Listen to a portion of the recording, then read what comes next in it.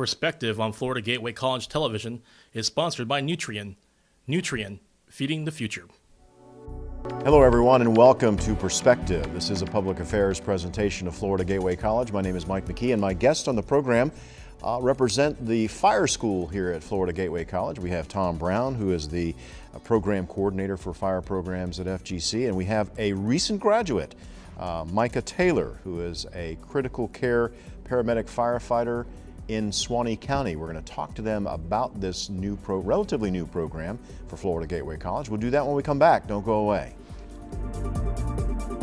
Leaving hot coals improperly extinguished can cause a wildfire. Hey guys, it's Smokey! It looks as if Smokey is going to use the drown, stir, drown and feel technique. After the first drown, a good start. Next, another drink. And finally, a close feel. Is it cool? Okay. Yeah. Hey, Smokey, catch!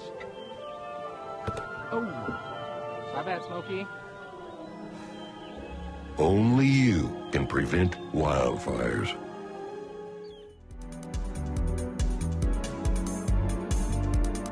Welcome back to Perspective on Florida Gateway College Television. Kind of an appropriate public service announcement, Tom, about Smokey Bear putting out fires. Especially in this wildfire season coming up. Yeah, so we want to again welcome you both to the program and talk a little bit about our fire program. How old is this? It seemed like just yesterday we started this firefighter program. Talk about when did it begin? Initially with the Firefighter 1 program a couple of years ago, but we just went through our first annual recertification for minimum standards to be able to do the Firefighter 2 for the state through the Bureau of Fire Standards and Training. Well, okay, I don't understand. There's a Firefighter 1 and a Firefighter 2. What, you have to have both of them to become a certified firefighter, or how does that work? That's essentially correct. In the state of Florida, there's two levels, obviously Firefighter 1 and Firefighter 2. Firefighter 1 entitles you to be a volunteer firefighter in the state and go into immediately dangerous to life and health atmospheres, which is fires. Firefighter 2 allows you to become a career firefighter in the state. What's the difference between, obviously Firefighter 1 is basics, right?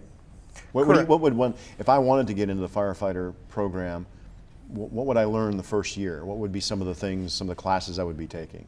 Well, the total minimum standards class is about 14 to 16 weeks, depending on what term we're in. And we do Firefighter 1 and Firefighter 2 during that period. In Firefighter 1, it's 206 hours according to state curriculum, and you're going to learn all of the basics. You'll learn how to throw a ladder, how to manipulate a hose. Wait. You said throw a ladder? That's the firefighter term for putting a ladder up. Oh, okay. All right. I was thinking, why would you throw a ladder? But yeah. So you learn terminology too, because there's probably not a special language, but a kind of things you need to know that other firefighters talk about. Absolutely. There's a whole new vocabulary you're going to learn. There's a lot of academics, especially in the Firefighter 1 portion. We go through 23 chapters of the Essentials book in about 6 to 8 weeks. So it's very intense academically for Firefighter 1. Now, and those include sources for fire? I mean, burn sources, oxygen, those type of things? Oh yes, you have to learn all the chemistry and fire behavior, how fire moves, what causes it to travel through a house, the ways that the heat transfers, all those things come into, and that's all in Firefighter 1. And then Firefighter 2 is a little more involved. I noticed that in order to provide the Firefighter 2 training, we had to buy a 2-story facility. Talk a little bit about that. And I think we're going to be looking at some video of that facility and what it's used for. Well, we use it a little bit in Firefighter 1 because they have to learn how to put up a ladder, throw a ladder, manipulate a hose. So we're going to use that burn building for that as well. But it is used extensively in Firefighter 2. That's where you really take all of the skills that you learned in 1 and put it into real life scenarios and make it work for the 2. What kind of experience do you gain from, I mean, obviously this is something you catch on fire, right? And then you send the recruits or your students into this to learn how, you know, I don't know, I've never been in the burn building, so I don't know, does the fire maybe go upstairs, or you learn what it does when firsthand. Well, in the Firefighter 1 portion of the program, you learn about the fire behavior and how the fire builds. And so there is actually a live fire element to it. It's 800 plus degrees in there. It's zero visibility. It's hot. It's smoky. Well, you got stuff on too. I hope so. You don't go in with shorts and flip-flops to a fire. No, you would not. So you're going to wear a full firefighting ensemble. It is as real as it is. And I guess, Micah, maybe you can, as a student who's gone through this program, what was that like? I mean, obviously a little scary, right? It is scary at first. I think anytime you are put out of your comfort zone and you don't really know what to expect, that's always going to be scary for anybody. But these guys really do a great job of protecting the students, making sure that when they are doing the live burns that they're doing it as safe as possible. I mean, there's always that element of someone could get burnt, someone can get hurt. You are playing with a live fire. You know, we have actual fire trucks out there. Everything you do is going to be a real life scenario.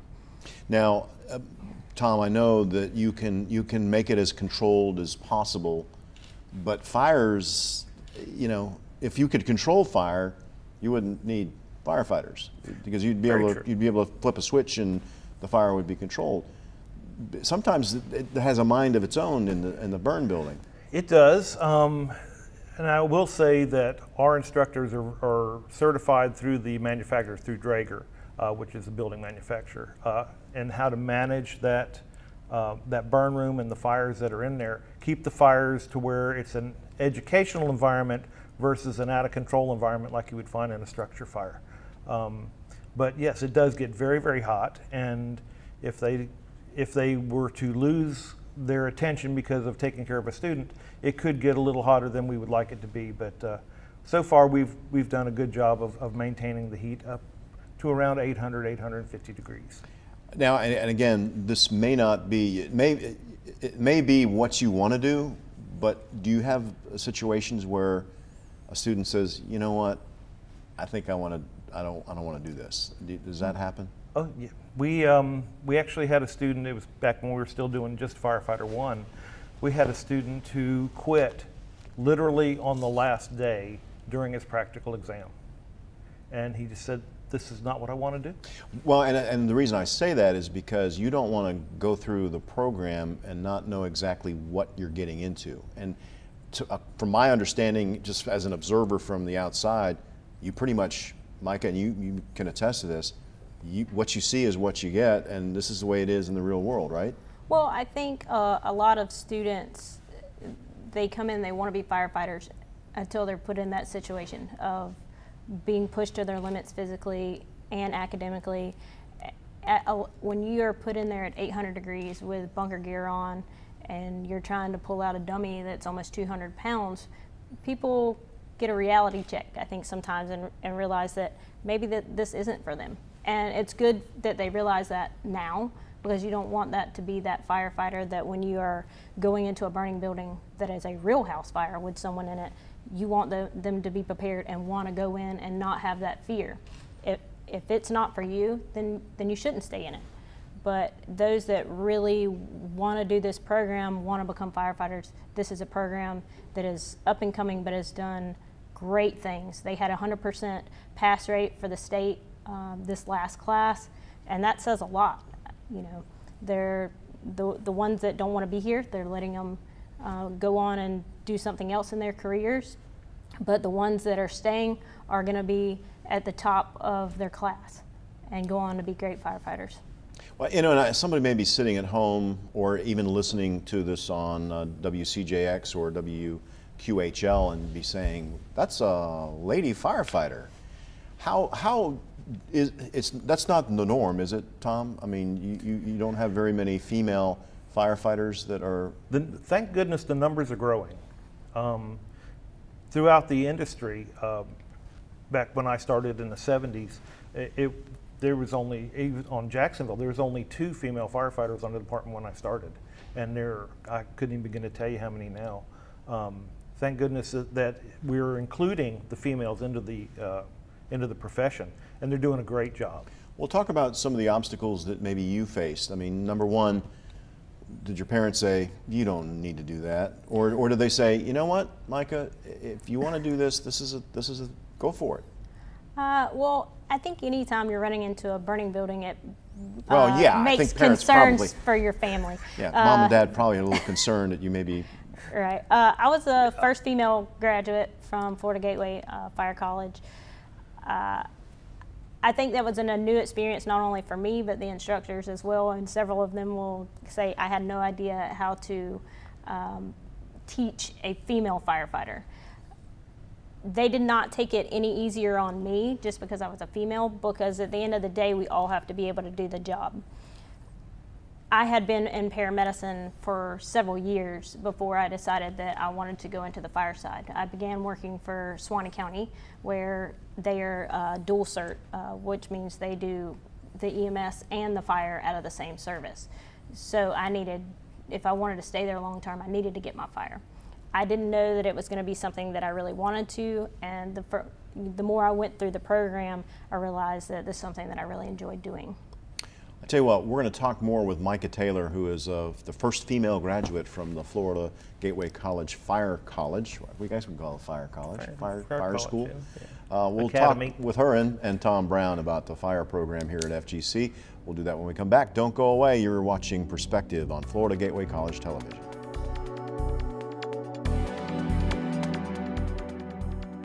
Hi, I'm Peter, and there's nothing I love more than sharing vegetables with my friends. Come on in, help yourself to anything. That's why we give our food the utmost respect it deserves. Did you know there are simple steps we can all take to help save food? You can cook it, store it, even share it. Just don't waste it. Because when it comes to food, better ate than never. To learn more, visit savethefood.com.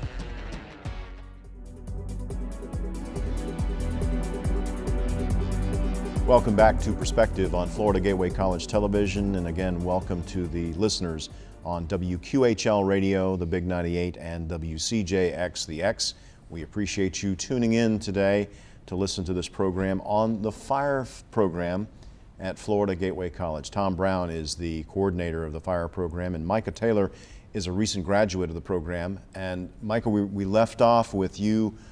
You got to be pretty tough to do what you've got to do. You mentioned having all this gear on, which weighs a good bit. You're in 800-degree heat, and then you got to drag a 200-pound sack of dead weight out. That weighs more than me. Yeah. Well, weighs more, yeah, exactly, weighs more than you, and so you got to be a tough cookie. You do. But I think a lot of it is more than just the physical side, it's the mental side. If you want to do something, I truly believe that you can do it, whether it's academically or physically. It's just putting your mind to it and wanting to do the best that you can. And these instructors, they really work with these students. I've seen them stay after, come on their days off outside of class to really make sure that these students are able to not only just do well in class, but when they graduate and they get a job, to be able to perform the job at the highest level that they can. And I guess the next question is, you see on TV these fire shows, like I guess Chicago Fire is on TV now. It's kind of glamorous, and you know, here, of course, when you're fighting fires in Chicago, it's a little bit different than Suwannee County. I don't think maybe a 4-story building in Suwannee County is the tallest you got. Chicago is a little bit different. Is it kind of glamorous, or what is it because you're living it now? You're actually working as a firefighter. I would not say it is a glamorous job. It is hot, smelly. There are a lot of hazards that go into it. We try to do the best we can every day to be as safe as we can so we can come home to our families. But we want to help, whether it's on the EMS side or the fire side. I think everyone that decides to take this career path somewhere down the line enjoys helping people in whatever way that they can. Now you roll out as a paramedic firefighter, so you go to accidents, you go to fires, you go to chemical spills, you go, what other things are, I mean, I believe, and hopefully I'm not speaking out of turn, but you don't have the same day any one day. Do you? Never. And if you are someone that does not like that repetitious 9-to-5 job where you go in and you do the same paperwork every day, then this is probably the profession for you, because every day that you come in, you're going to be faced with something new. Anything that someone might call 911 for, whether it be a fire or a wreck or a cardiac arrest, the baby's not feeling well, you have to put on whatever hat that the 911 call comes out as. If it comes out as a medical call, we load up in the ambulance and then we go and take care of that patient. If it comes out as a car wreck or a fire, then we jump on the fire engine and we go do extrication or put out the fire, whatever we need to do to protect the county. What's more challenging to you? Obviously, physical, pulling a hose and then maybe having to pull someone out of a building. Is it just as challenging when you are rolling on a scene of an accident, not knowing what you got in front of you until you get there? Well, you have that same aspect on both sides. You may get toned out for a cardiac arrest and you get there and somebody's just got a nosebleed. So you never really know until you get on scene, whether it's a wreck or a fire or the EMS side of what you're going to get. It's just when you get there, you have to be able to make a decision right then of what you're going to do. How am I going to get this patient out of the car? How am I going to attack this fire? Or what interventions do I need to do medically for this patient? It's being able to think on your feet quickly and being able to make the best decision you can. Has it been, and I don't know, how long were you out? How long have you been out of school? I've been out for almost a year. Almost a year. Is it second nature now to you when you roll out and you get a little adrenaline? You do, right? Mm-hmm. Talk about has it become second nature to you? I think the longer you do it, but there's still going to be certain calls that are going to be that adrenaline pumping. We get the normal everyday calls that got a cold, doesn't feel well, belly aches. Those you don't get the adrenaline rush on, Well, and I've heard too, a gentleman, they messed his order up at Burger King and he called 911, and so I mean, I'm sure that's not a real fun call to go on. Part of our job is education, and sometimes you have to educate people on why you would call EMS, and we do a lot of education in schools as well, of explaining to children why you might want to call 911 or when not to. But there's still those calls that you come out and then you've got a 2-story house that's fully engulfed, then at that point you're definitely going to have that adrenaline rush to make sure that there's no patients in there, and if there are patients, how quickly can we get to them and try to save those people. Talk about money. You're making a good living, and you're probably doing shift work, right? What is a typical shift for you? I'm 24 hours on and 48 hours off. There's a lot of days we get no sleep. You're pretty much awake for 24 hours, and that is difficult. You get more used to it over the years, honestly. The first few years of me doing this was painful, not being able to get sleep, but you really do get used to it and being awake and being able to function the next day on your day off after no sleep for 24 hours. Now, you're with the Suwannee County Fire Department, or is it a combination? Suwannee County Fire Rescue, yes. Let's get to some nuts and bolts, Tom. Say you want to go through this program. Okay. Is it very expensive? I know that the Governor Scott has challenged colleges like ours to hold the line on tuition and fees, and for 8 years the college has, and we are one of the best buys. I don't want to say cheap, but we are a great value for the money, and the fact that community colleges our size, prepare students for work. I mean, you're not going to be an archaeologist in Lake City, Florida, digging ruins of coral, with a bachelor's degree from a big university. We train students that get jobs. How costly or how not costly is this program?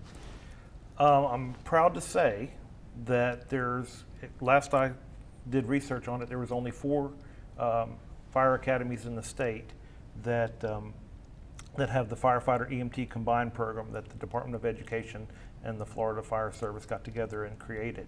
That makes it financially available through FAFSA and financial aid, VA benefits and all that. So it becomes able to have the financial backing for the students, and that's a really big deal, especially in our demographic. It's a real big deal to have the ability for a student to have some assistance in their tuition and lab fees. Yeah, I talked to Travis George from our financial aid department talking about that process, how you go through. And after talking to him, he says that there is no reason, money is not an obstacle, because there are resources through Pell Grants but also our foundation has scholarship money available that you could piggyback, and maybe if you don't, maybe you don't have to work now because the college or your expenses are paid. So how important is that for firefighters who may already have a job? It's very important. Most people can't afford to be 14 weeks without a paycheck. So the ability to be able to continue working at your other job while you're going to school is a big deal. The way we set up our classes in the spring term, we're a traditional Monday through Thursday class, and in the fall term, we are shift-based. So people like Micah who are working in an EMS job where they're working 24/48 and as a third service EMS or a private provider, they can still come to our class. They may have to change their shift. So it's convenient. Absolutely. Now, and I've been told many times by people in fire service in every community. I mean, every community has a firefighter slash EMS service. By having this in Lake City, you've taken another obstacle, because the closest was, I believe, Jacksonville and or Ocala, correct? Correct. So there's another obstacle gone. Oh, absolutely. Geographically, we're very, very well located to serve this entire area of the state of Florida. Like you said, Ocala, Jacksonville, St. Augustine, and Tallahassee are the three other fire academies that surround us. So we serve an area that was very much underserved or unserved prior to our existence. Okay, so I've decided I'm a high school senior, and I like the prospect of being in not a 9-to-5 job, and I want to work outside, and I want to be able to do something different all times. So I call you up, Tom, right? So take me through the steps of getting enrolled at Florida Gateway College's fire school. And that's what I suggest, that you call us right off the bat and get a guidance into it. When is too early, or is there not a too early? There is not a too early. We do a lot of dual enrollment through the EMT side of it. For them to be in the Firefighter EMT combined program, they can dual enroll their senior year in high school in EMT, assuming they're going to be 18 by the time they take their boards. And they can actually graduate high school having taken their national and state boards for EMT, and then come straight into fire in the fall term. And by December, they're a dual certified firefighter EMT and employable anywhere in the state. And they can go to work. Absolutely, they can. Well, and again, would junior year, the start of your junior year in high school, I mean, are you willing to talk to someone who is interested in a career path and you want to get them on track to go here when it's time? Oh, absolutely, yes. We'll get them some guidance in what they need to do as far as other classes they need to take, what they may want to take as electives in high school, their junior, senior year, so they be prepared to go straight into EMT.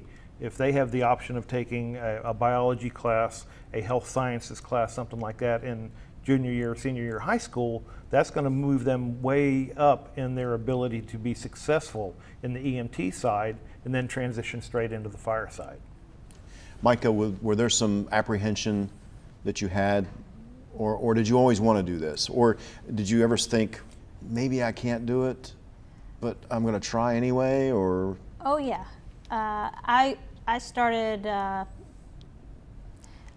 the EMS side about 7 years ago. Went to EMT and paramedic school, and really did not know that I wanted to do the fire side up until the last year. At that point, I had begun working at a fire rescue service, so I was able to see both sides of it on a daily basis. At that point, I realized that I wanted to go to fire school, and Florida Gateway was a great place to start that career on the fire side. Tom's a pretty nice guy, huh?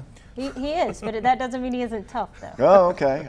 I've heard that about him. We're going to take another break here on Perspective to allow for some public service announcements. When we come back, we'll talk about all the contact information you need to get enrolled at Florida Gateway College in the fire program or EMT Paramedic.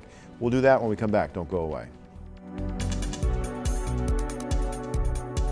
Well, Thomas, you've got pre-diabetes.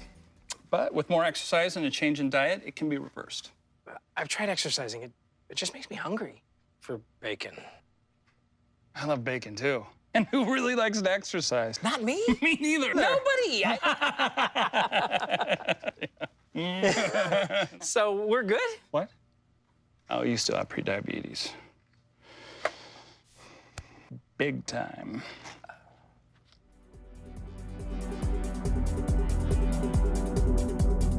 Welcome back to Perspective on Florida Gateway College Television. We're talking about the firefighter, but we're also talking about the EMT Paramedic program at Florida Gateway College, which we've had the Paramedic EMT for many, many, many years. I know that I've been here over 30, and I know we've had it that many years. Firefighter is kind of a new thing, and it's brand new for Florida Gateway at our Olustee site, and that's where most of these classes are taking place, is at our Olustee site. Micah, again, first female graduate of the firefighter school, got your paramedic EMT certification, working. So there's a student out there, maybe a female student, that says, you know what, if she can do it, I can do it. Because she doesn't look like she doesn't look like she weighs very much. And I think if she can do it, I want to work out. What would you say to them if they were kind of sitting the fence saying, maybe I don't want to do it, maybe I do? If you truly believe that this is something you might want to do, I would always say give it a try. Sometimes it just takes getting into it to realize that you either love it or you hate it. So I would say come out, give it a chance. You may find out that you love it and this is a career path that you want to take. And Tom is going to be great as far as being able to help any of these students that have the potential or want to go into the fire service to get them started on their career. Now, Tom, rigorous classwork. Absolutely. What should they be preparing for? I mean, should they be taking math classes, and what specifically? And I know for paramedic EMT, you've got to have anatomy and physiology and stuff like that. And you have to have a basic grasp of math as well, because there's going to be drug dosages and stuff in that. And in the fire side, we're going to be looking at flow rates and stuff for hoses and for nozzles, and how much you pump an engine to get a certain amount of water at the end of the hose. And so there's a little bit of math involved in that as well. Now, you can do either or, right? If you wanted to, but it might be, and Micah, you can answer this, you're more employable with both of those, right? Oh, yes. Years ago, you only really needed your fire side, which would be your firefighter 1 or 2, or your paramedic. There wasn't many services that were combined services where they did fire rescue. That day and age is kind of going away, where if you're going to work in the fire service or in the EMS service, most places are becoming combined where you're doing fire rescue. So you're going to get hired more if you are dual certified than if you only have one or the other, because you're only able to do one side of the job at that point. All right. If you would like more information on this, you can call Tom Brown at 754-4465. That's area code 386. Thomas.brown@fgc.edu. Check your email frequently. Daily. You'll get back with them. If you want to find out what the organization has done and what it's planning to do, the Facebook page is /FGC Fire Academy. Thank you both for being on the program today. Thank you. And good luck to you. Thank you. Appreciate it. And thank you for watching Perspective on Florida Gateway College Television. Until next time, I'm Mike McKee.